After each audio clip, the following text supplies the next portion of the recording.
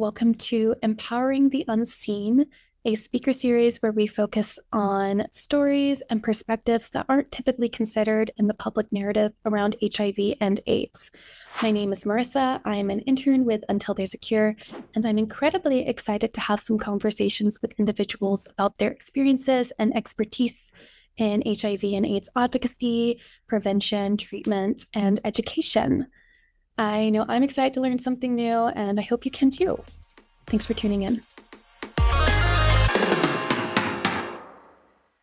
Okay, how are you? I am well. I am quite all right. I'm a little tired. I just got back from a wedding in New Jersey yesterday, so I'm a little sleep schedule thrown. But Oh, yes. I, Okay. how are you?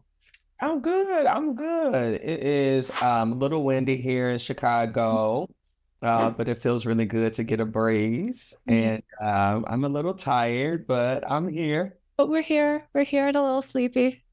Yes. Well, thank you for taking the time to meet with me. I've been very excited to talk to you. Nora spoke very highly of you. So yeah. I love her. Yes. Yes. So you guys met at the conference in Orlando, correct? Mm-hmm. Mm-hmm. But yeah, I met her. She was at her table with the beautiful jewelry, which I have a Do piece you on. have one? Yes. Oh, yes. I love this. I wear it every day. And she's just, it was a beautiful spirit, so kind, very insightful and knowledgeable just about life. So I was like, dang, like she real cool. Like I feel like she my family. And so we just bonded. Yes. So you're in Chicago, correct? Yep. Yes.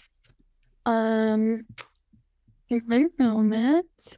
Yeah, my sister used to live there, so it holds a special place in my heart.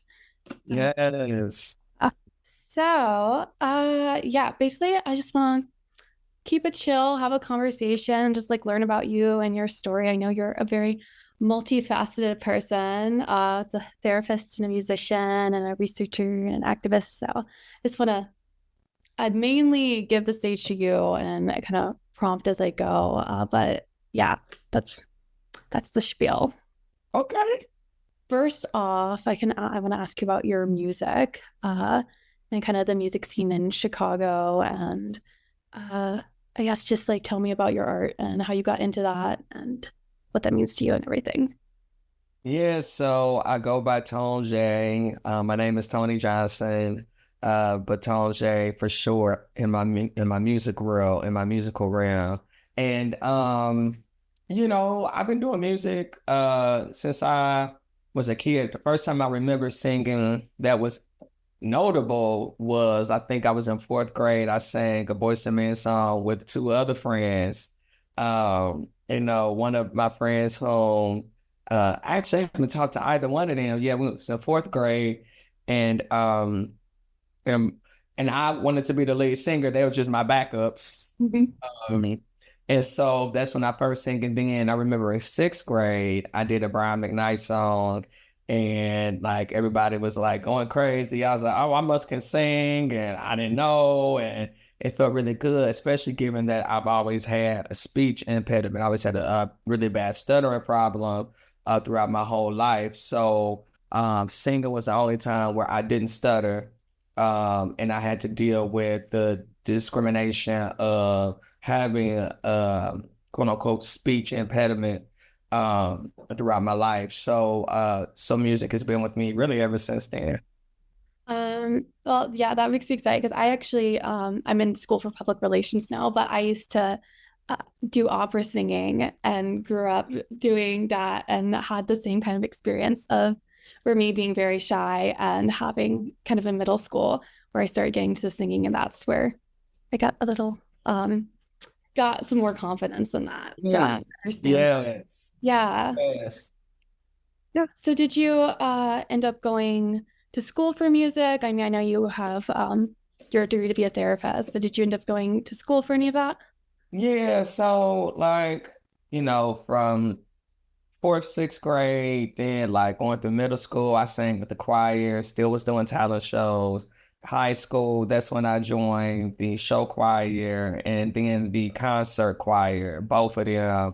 And then I joined the Madrigals group. So that was really fun to do because, not too many Black boys going around singing in a magical choir. And I had to get the little outfit made. It was very expensive, actually. I remember my parents were like, why are you singing these songs again? I'm like, we're gonna do a Christmas thing.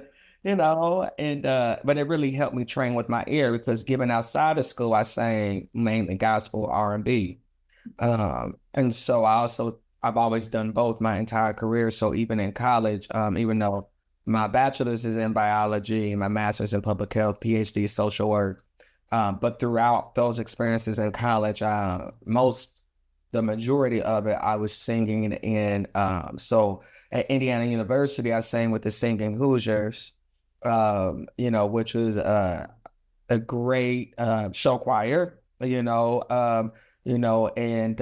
they've been nominated for a Grammy for their great work and their sound, and it was really amazing.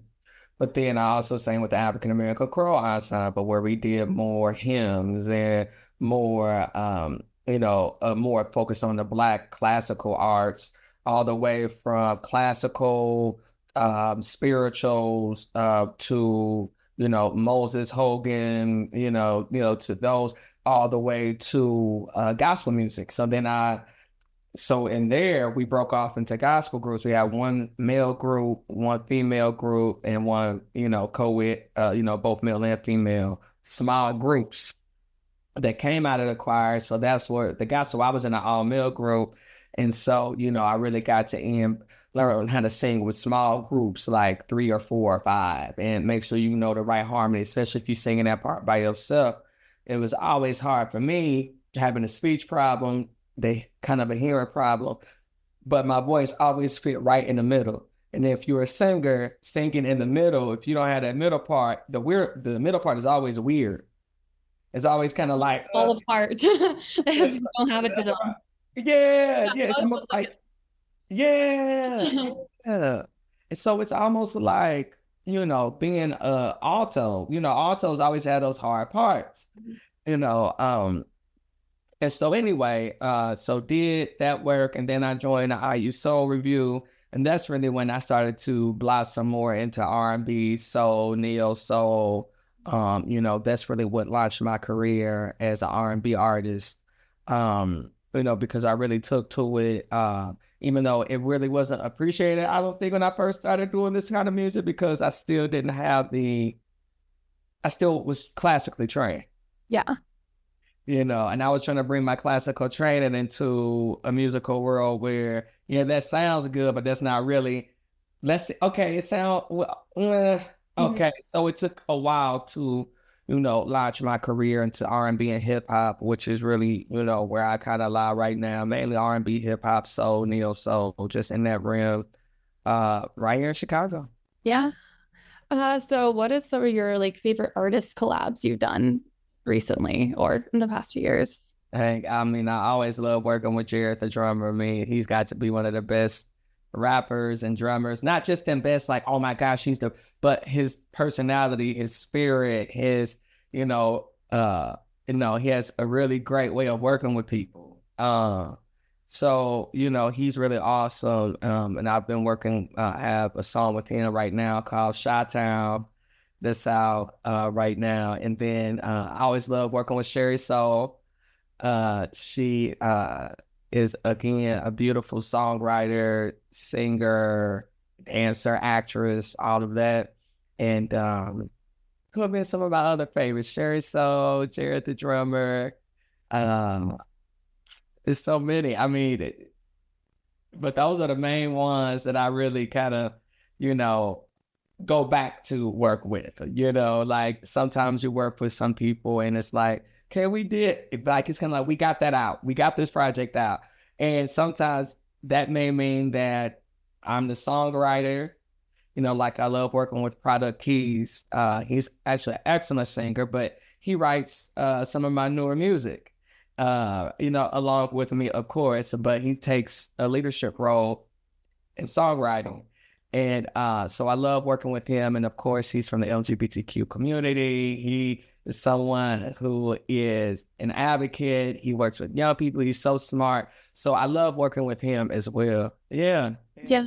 That's the nice thing about, at least in my experience, sounds like your experience with kind of musicians and artists, and it does create a great community. It's not just about the work, but it's the connections you have with people, and also specifically with the queer community. A lot of us are musicians, and yeah, there's such a crossover with the art and the activism and also just the relationships with other people.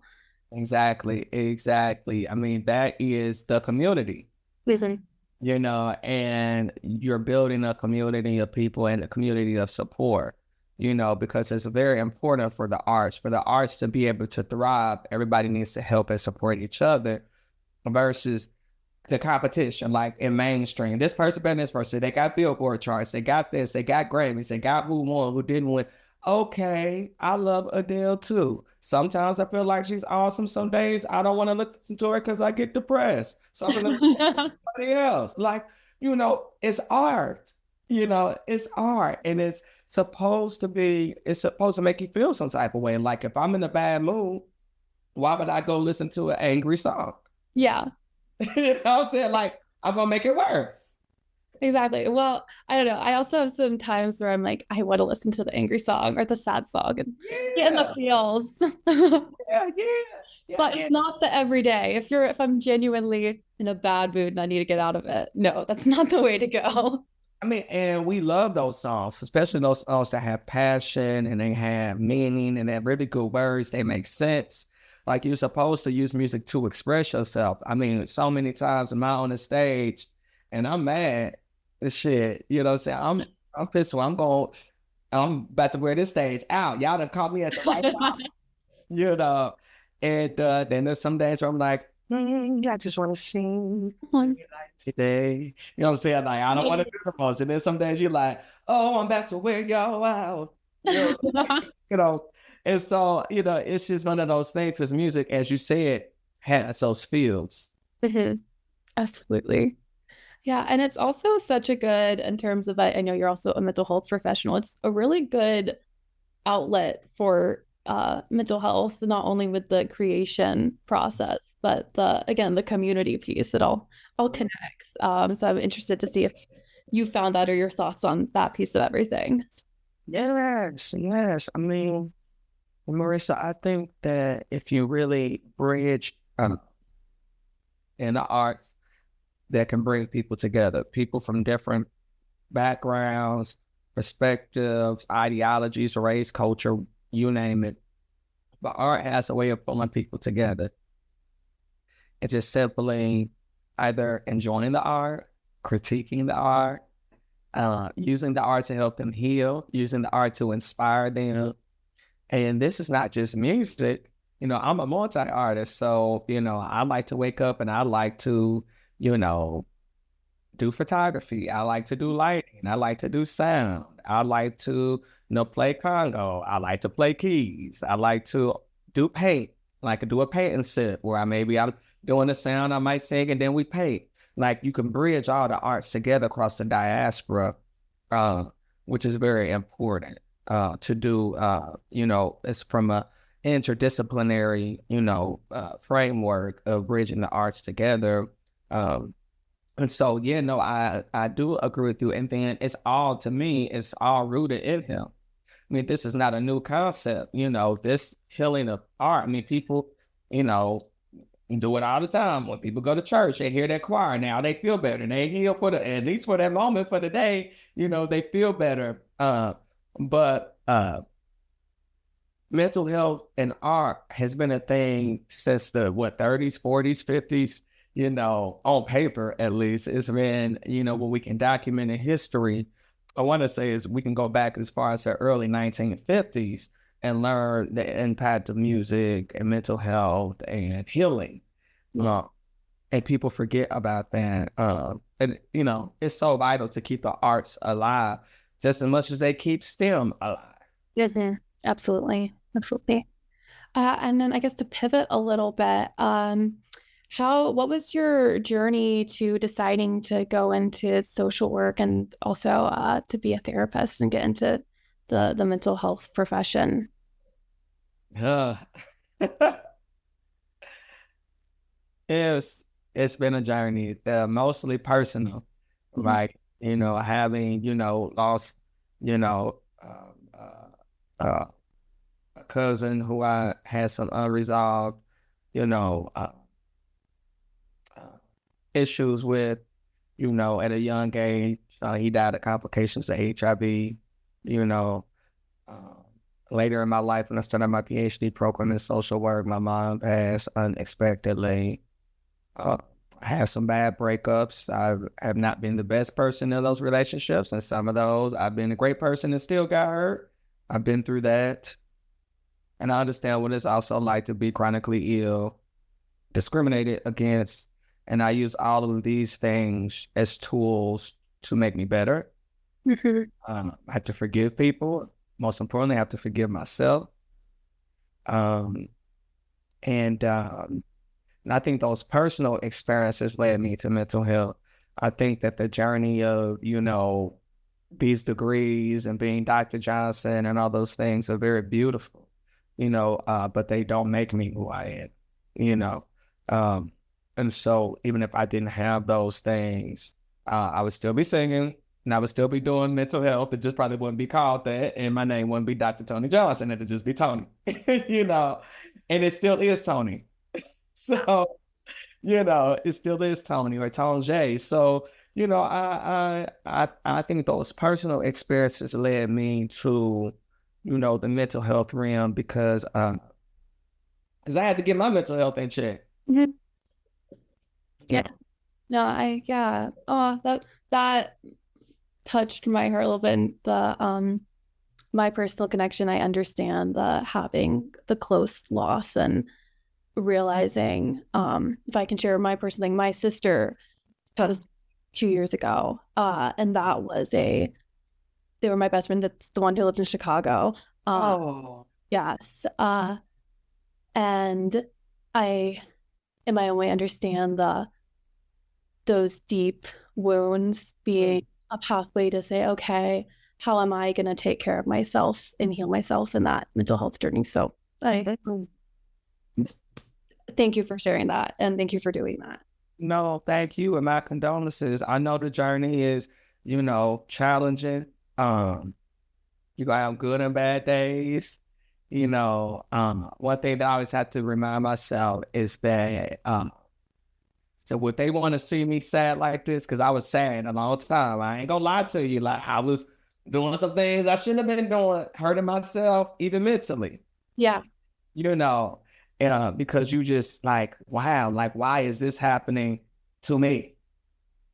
You Mm, know, and you might be sad, you might be angry, but it get better with time. It get better with, with me, it was therapy. It was therapy. It was prayer. It was chanting. It was a whole lot of things. It was like, you're going to get through this. You're going to be okay. And they want you to be okay. And once you understand that they're still here with you, mhm. just not in the way that you want them to be, not the way that you want, because we want them to be here on this earth, you know. Yeah. So, yeah, don't get me out to all that. Oh, goodness.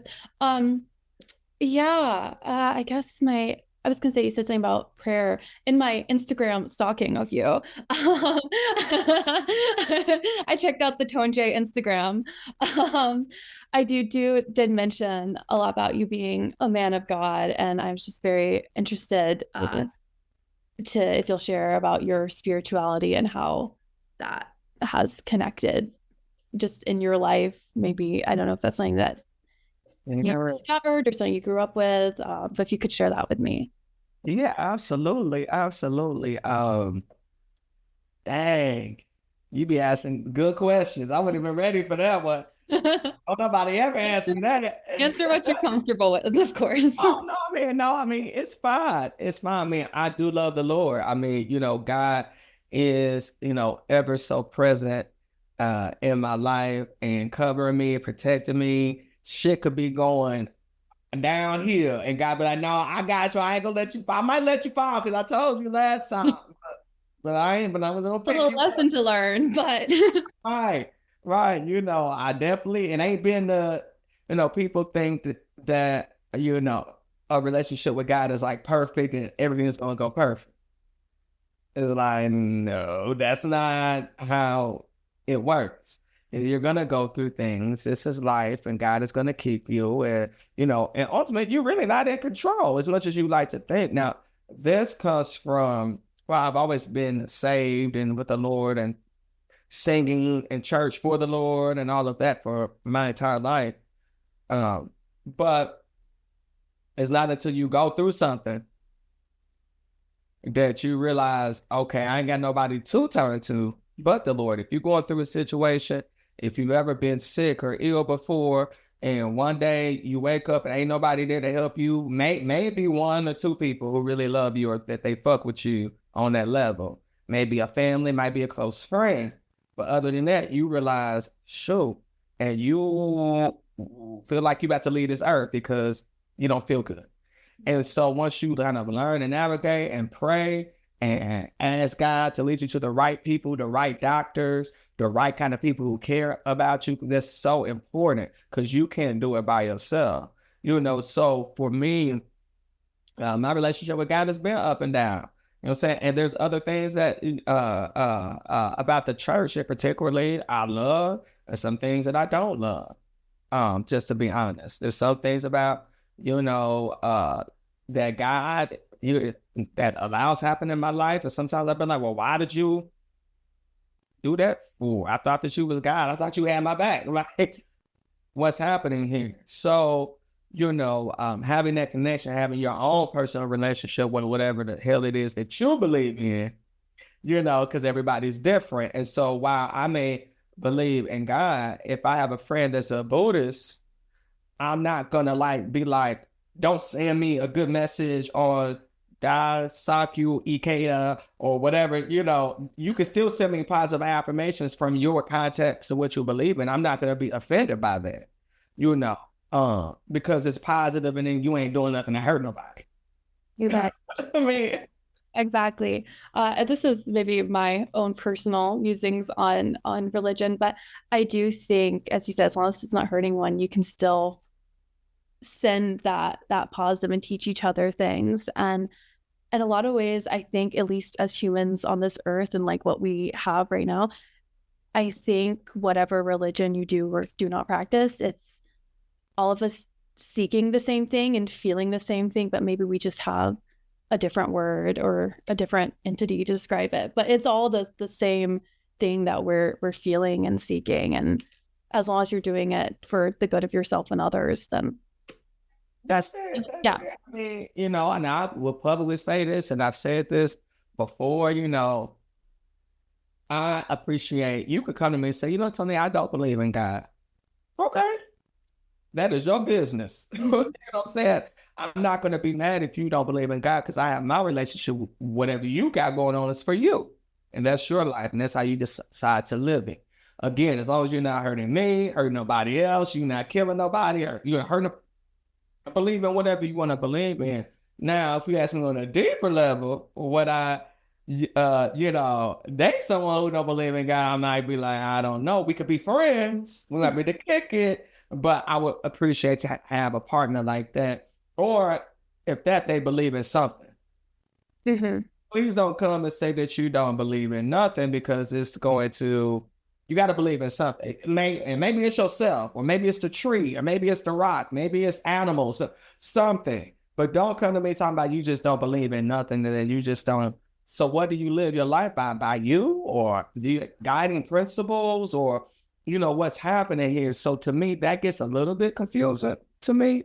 But again, it really ain't none of my business. None of my business. um, yeah, I guess I also wanted to ask you a little bit about your activism. I know you work a lot with the LGBTQ community, but I just share some of that with me. And Oh yes, I don't know if there's yeah, I'm gonna go ahead. Oh no, no, no, no, we good. Um, So I don't know, Marissa. Like I have been working with, like in my community ever since really ever since I was like 18. I'm 38 now, so like 20. Dang. I thought I'd been saying that for 20 years, yes. And it really just started off with a passion of just like exploring, not passion, started with the self-exploration, exploring my sexual identity. I mean, just call it for what it is, because I didn't grow up in a place where that was really a thing. So it's like you're not exploring shit like that. Where did you grow up? Indianapolis. Indianapolis. Okay. Yeah. Yeah, yeah. And so which is where my mom is from. My dad's from Chicago. Okay, I see. Yeah. And so uh it wasn't a thing. It wasn't until I got a little bit older. I went to college, I met a couple people, did a couple things, that you do in college, and really started to explore myself. And then, as I got older, I really got the opportunity to really just like sit down and be like, who are you? What kind of person are you? Who has impacted you, who has hurt you, who has made you feel this type of way. But most importantly, what have you done to yourself? Do you love you? Because we could get mad at a person, they didn't appreciate you, but at the end of the day, you got you, And so long story short, I don't even know the question now. You done got me off somewhere. I was talking about your work with LGBTQ. Yeah, yes. And so like I've been working with youth across the nation here lately, helping them, with I don't know, school applications, scholarships, opportunities to speak, to have a voice, because I know what it's like to be a young person going through all of that shit is part of the LGBTQ diaspora/community and not having a voice and that being told I have a voice and getting into a space and finding out that I still don't have a voice. Mm-hmm. So that's where a whole lot of the advocacy, activism work. And it's just for people with the margins, period. It's for people who are like, for women who are marginalized, especially if they're doubly marginalized, or for transgender people. Even though I'm not a transgender person, I can understand some of your struggles and I can only imagine what it feels like in this crazy, crazy world, of judgment and discrimination and hatred and division. So think about how they feel, you know what I'm saying? And if you've been through it, I just can relate to that, to that experience. And so I spend a whole lot of time, working with young people on like professional development or, finding safe spaces or as a therapist, if need be. In certain contexts, I'm more of like a mentor, for them. And I got a group of, young ones and I just love my babies. I call them my children. And, I do my best to encourage them because I know it's hard out here, with the epidemic going on, COVID, HIV, monkeypox, confusion, pills, doctors. So that's all our things happening out here. So, just to keep them grounded and keep them, in a positive mindset. That's wonderful.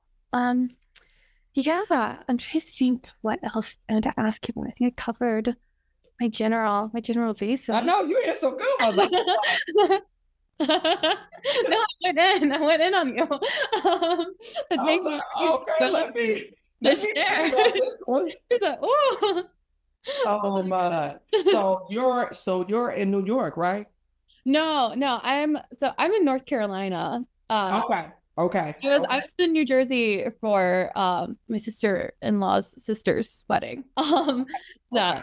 Yes. No, I'm in North Carolina. Where? Yeah, no, I love North Carolina. I've only been twice because we went to somewhere in the mountains when I was in the Appalachian Mountains. Yeah, it's beautiful. Yeah, I go to App State. So I'm right in the mountain. Oh, that's beautiful. I assume. Yes, yes, it is very beautiful. I'm not the most outdoorsy person, so I kind of like I'm not big on like the hiking and stuff, but I Oh, do like the scenery. I like a nice greenway walk or like a sit down where I can look at the mountains, but I don't of necessarily course. want to I mean, be all up in the mountain. a nice little walk, had some coffee or some tea, Mhm, feeling real good. Yes, yes. Because when I finish up with you, I'm gonna go by the lake. mhm. Just go walk for a few miles because I'm trying to get out of this mode because I'm used to working out hard and training. As I get older, I'm like, shoot, you tired. You got to come up with another way to still exercise. Still You know what I'm saying? let the movement take care of your body, but not have to go crazy. Exactly. Like wear myself out every time I go. And I appreciate that workout style. Now I feel like you my therapist now. I appreciate that workout style. But, sometimes it's like,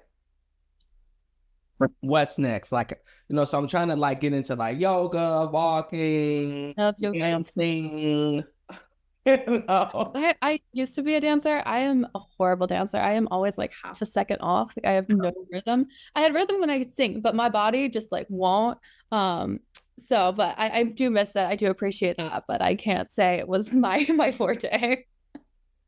I was very flexible. I could like do the splits, but then I'd be like in the back, so no one would watch me because I could just not stay on beat for the life of me. Oh, But you know what? It's so funny when I was in show choir because I've always been a singer, but I didn't start dancing until show choir. yep. And I would dance at home with at the barbecue, but not on the Yeah. stage. And the teacher came up to me and said, if you don't get these moves right, we're gonna have to let you go, baby. Your voice is good. So we'll just put you in the regular choir, but you'll stand. But if you want to be in this choir, I tell you, I was huffing and puffing and woo, I'm trying to figure out the beat. I was confused. Mm. I finally got it because I got nervous because I'm like, I do not want to get kicked out this show choir. Yeah. Together. And I remember the first time that I made it through, her name was Leah Trigg. She was my first choir teacher, well, in high school. Cool white lady, lived out, I think she stayed in Mooresville, Indiana. Ooh. Or no, her parents lived there. That's where she was from. Real cool lady, really down to earth, really easy to talk to. And she actually is the one who introduced me to the singing Hoosiers. And so, we was close, in that musical artsy way.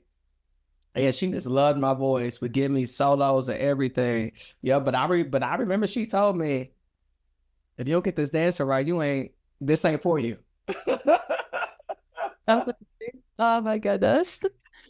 Uh, well, I will go ahead and let you get to your walk. And yeah, I really appreciate you taking the time to talk with me. And it was lovely. You are everything and more that Nora said. She said you were such a wonderful person to speak with, and she spoke so highly of you. So Oh, wow. Thank you.